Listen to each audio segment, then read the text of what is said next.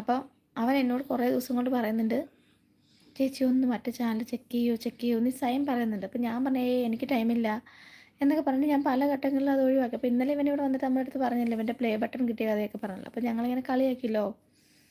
അത് കഴിഞ്ഞിട്ടേക്കും ഞാൻ എന്നാൽ ഇവൻ്റെ നിർബന്ധം സഹിക്കാൻ വയ്യാണ്ട് ഞാൻ വിചാരിച്ചെന്നാൽ ഒന്ന് നോക്കിയേക്കാം എന്ന് വിചാരിച്ചിട്ട് നോക്കി കഴിഞ്ഞപ്പോൾ വേറൊരുത്തർ ലൈവ് ഇരിപ്പുണ്ട്. അപ്പോൾ ഞാൻ പറഞ്ഞു, ആഹാ ഇത് ആരാടാന്ന് ചോദിച്ചപ്പോൾ ഇത് എൻ്റെ ഐഡിയ ആണ് ചേച്ചി. എനിക്കറിയാം ഞാൻ ഇന്നലെ ഞാൻ വിചാരിച്ചിട്ടാ നീ ഇന്നലെ അതിന് ശേഷം പോയി എന്നായിരുന്നു കേട്ടോ എൻ്റെ ഒരു വിചാരം.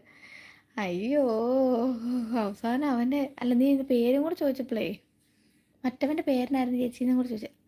അത് നീ ആയിരുന്നോടാ ദുഷ്ടനെ, നിന്റെ ഫേക്ക് ഐഡി ആയിരുന്നോ?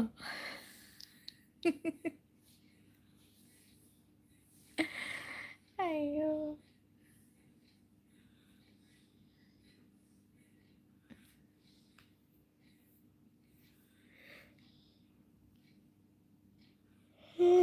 ഇത് ഉറക്കം വരുന്നേ.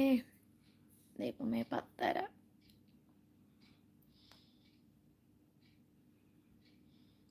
ആരുടേന്ന് ഞാൻ എൻ്റെ നാട്ടുകാരുടെ 4 വർത്താനം പറയാനൊരു ഐഡിയ